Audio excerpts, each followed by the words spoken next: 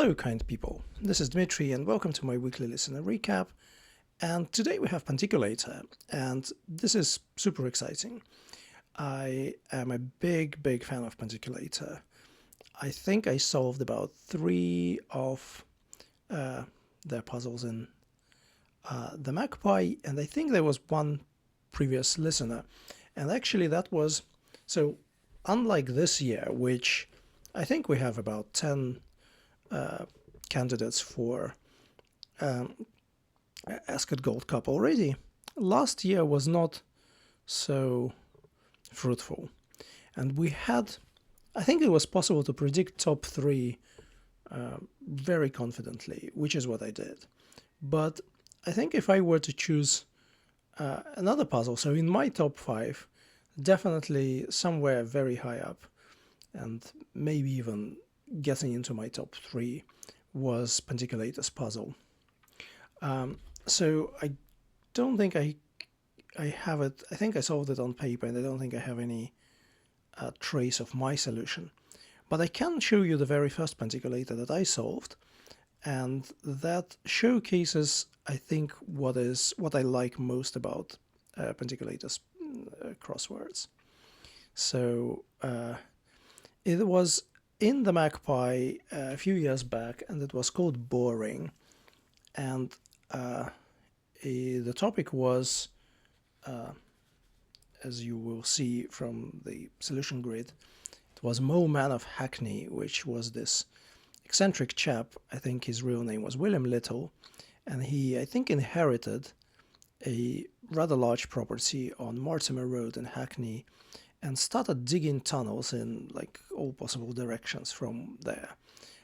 One of them, I think, got into or caused some trouble in the cellar of the local pub, and after that, actually, the issue was raised with the authorities, and he got into trouble. And the other one, I think, reached Dalston Lane Tunnel on the underground section of the overground, and or maybe at the time it was called East London Line.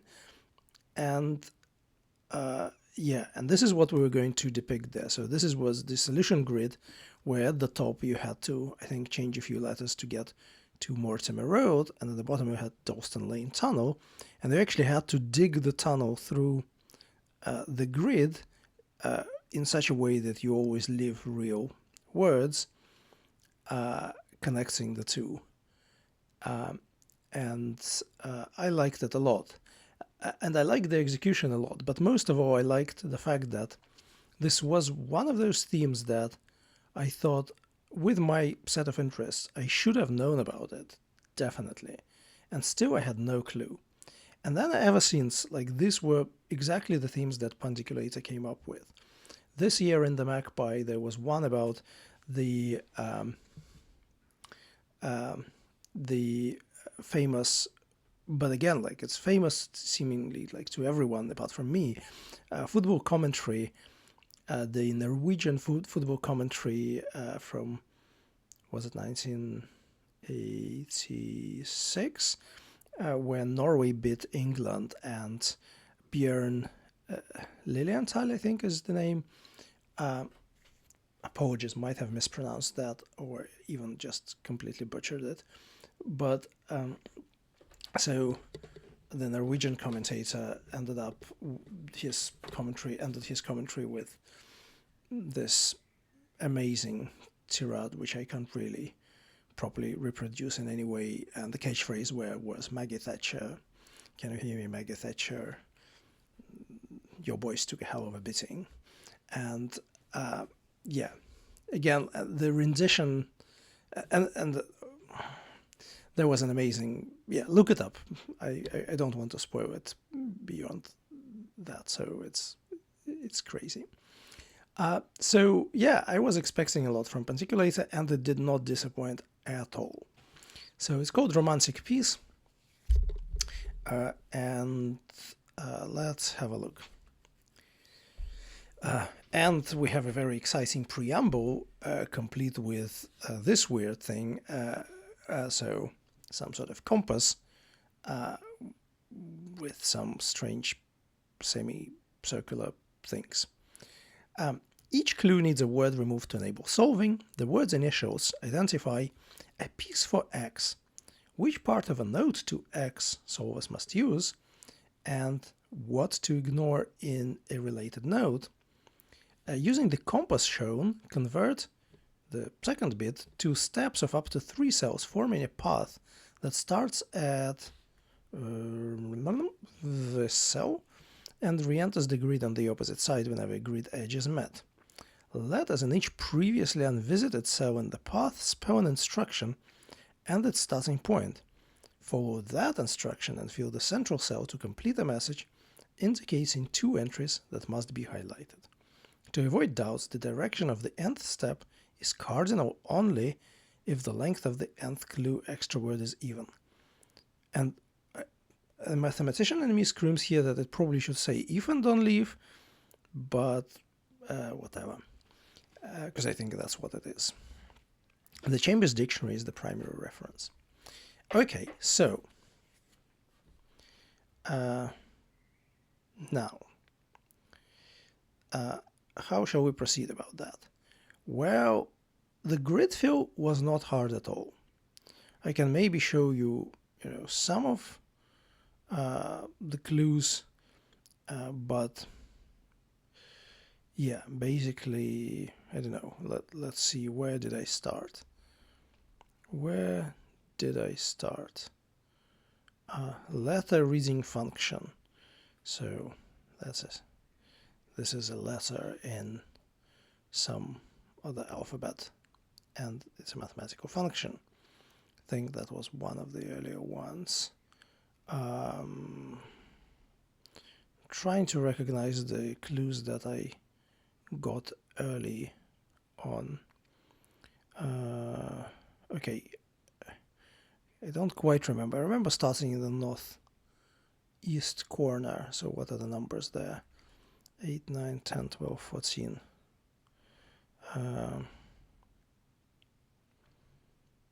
Yeah, maybe that was one of the very first one. Element in new age therapy. So therapy is an extra word. New abbreviates to N. Age is Ian, and you get an element. What else?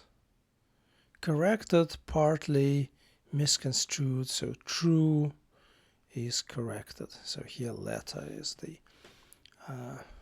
extra word, and so you get like TL from here and so on. So yeah, as I said, the grid fill was not hard. Maybe I should mention one more clue because I just like that clue a lot, just because it's nice to see endlets. So this is, especially since you don't really expect endlets in thematics that often, especially when there are, there are gimmicks in every clues, right? So here, attempted is the extra word, and then you get the rocky edges of Everest, Sagarmatha, and Eiger. And if you take edges of those words and you anagram them, you get this. And the definition for that is more or less rocky edges of mountains. So very nice endlet. Okay, so let's go straight to the end game. So this is what happens when I solved this on paper, so I hope I reconstructed it correctly. So I didn't, for example, I didn't underline like all the extra words. I think only because I started solving on screen and then I switched to paper and I finished on paper. Yeah, as I said, like these were among the first clues I solved. Okay, so what the message says is Opus 36, Variation 10, first line, final character. So Opus 36 is Enigma Variations by Edward Elgar.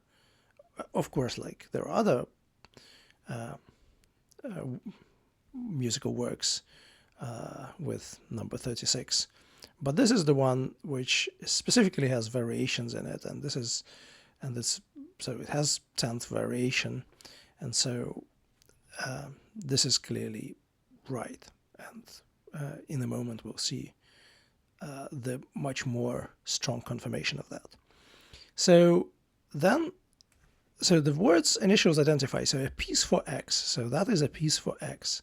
So if you look at the variation 10, it's called Dorabella variation, and it is dedicated to friend as other variations as well of algo called Dora Penny. And then the second bit says that we need to use the first part of a node to x, and now x is without quotation marks. And so it turns out that in 1897, I think, Elga wrote a cryptic note to Dora Penny, and this note and the associated the way in which he wrote it became known as Dorabella cipher. And this is something that I had, again, as with other Pandiculator themes, it's definitely something that I should have known given my set of interests, and something about which I had absolutely no idea. The Dorabella cipher looks like this. So you have 3 lines of these weird semicircular squiggles, which have directions. So some of them go, they go either up, they're either horizontal or vertical or at a slide, and they also have orientation in that, like, these two have the same direction but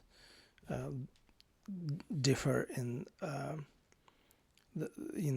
sort of rotation. Yeah, they have mirror symmetry basically. And so now we can see how we can use this compass that we hopefully provided to identify, to basically match each symbol of this first line of Dorabella cipher. So this is the whole node, and it was never deciphered. So what Pandiculator is doing here is basically offering us his version of how this could possibly be deciphered.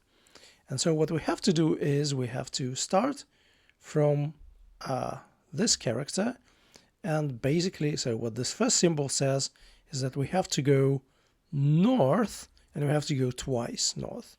So that, let's hope that I can make it here without. So we first go here, and we get U. Then we have to go south, because this in this symbol corresponds to going south 3 times now, because there are 3 squiggles. So we go here and we get US. Then we go northeast twice. So we go, no, did I do it wrong? 1, 2, 3. That is northeast. Yes, sorry. We go there, and then we leave the grid and we arrive from the other side. So we get there. So that's use. Then we go 3 up. Then we go to L, and then we go 1 up, and we go here, and then we go 2 that way, and we go to S, and we go here, and we go to Z, and then we go 3 up, and we go here. And so what appears is use list, and so if you carry on doing that, and I won't do it here, but I encourage you to do, so you end up with use list fragment. Was it cell star or star cell? I think it was cell star, how it ends. And so cell star is obviously now this cell. And what is this list fragment? And by the way, this was very helpful, because actually it took me a while to parse this 36 down, and I was a bit hesitant about what to put there. And yeah, the fact that there is a Z there was very nice to sort of confirm, and then I got the right parsing. So what is this list fragment? It turns out that this is not the only time that Elgar was using this semicircular weird symbols to write a note.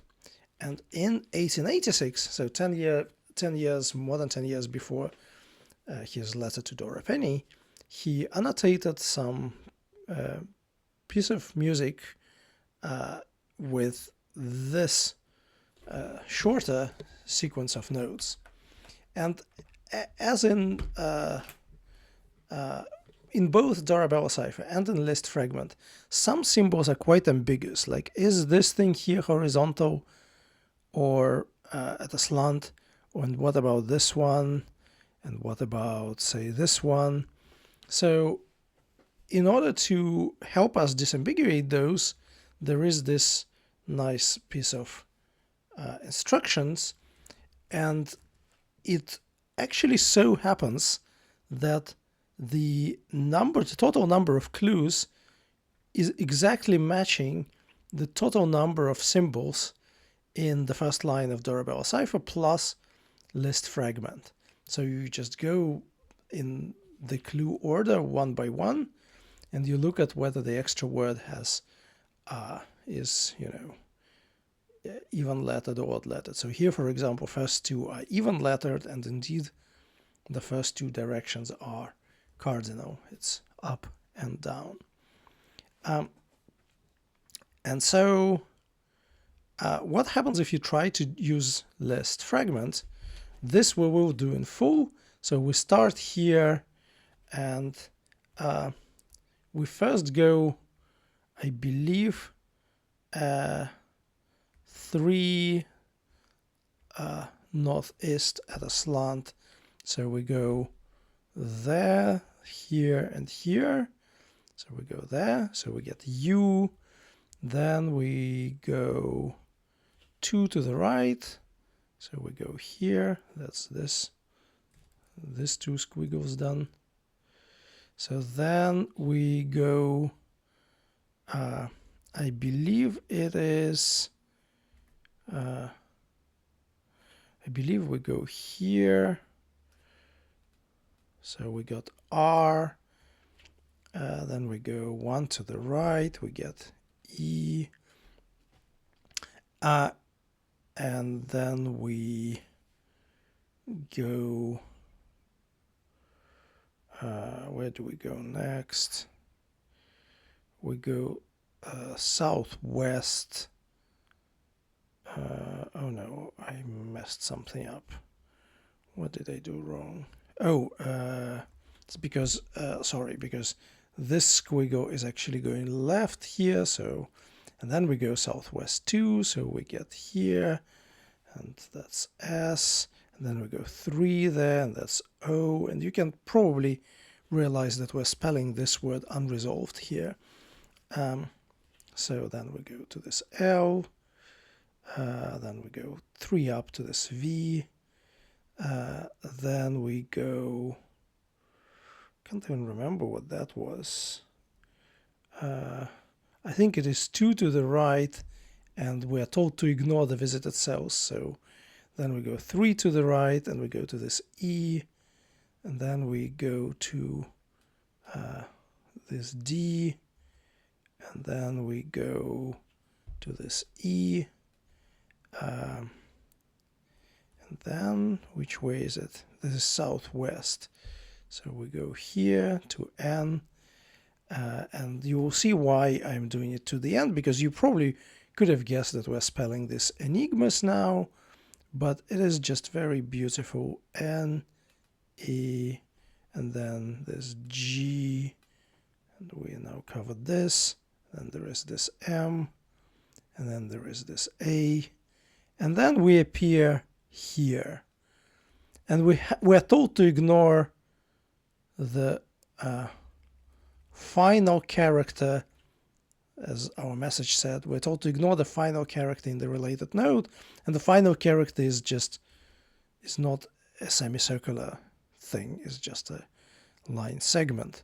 But the very last thing, it tells us to go here, and so in order to complete the message, we have to put S there and highlight. I don't think we need to show our roots, but we need to highlight this entry. This entry and this entry. And I find it very beautiful and extremely satisfying, mostly because just the theme is fascinating and the execution is brilliant as well. So you're thinking, well, okay, well, that's great. There is this cryptic segment, and then it tells you to actually use another one, and it turns out there exists another one. And, a lot of things to admire here. Clearly, this was a very constrained grid, but it's still a wonderfully symmetric. And it's not even like that many obscure words. Yes, there is an Italian cyclist at 23 down. Yes, there is a Welsh river at 6 down. But, I mean, this is a well-known cyclist and a well-known river. So nothing wrong with that, I think. And, yeah, the fact that the total number of clues matches perfectly the number of symbols. So in this even odd business, we used all the clues apart from the last one, but the last one, unless I miscounted, but I think that's true, but the last one we didn't really need because it corresponded to this, weird symbol which we didn't use. Yeah, I think another candidate for Ascot Gold Cup, and yeah, such a wonderful puzzle. What a listener year. So let's see what next week brings. Thank you for watching. Bye.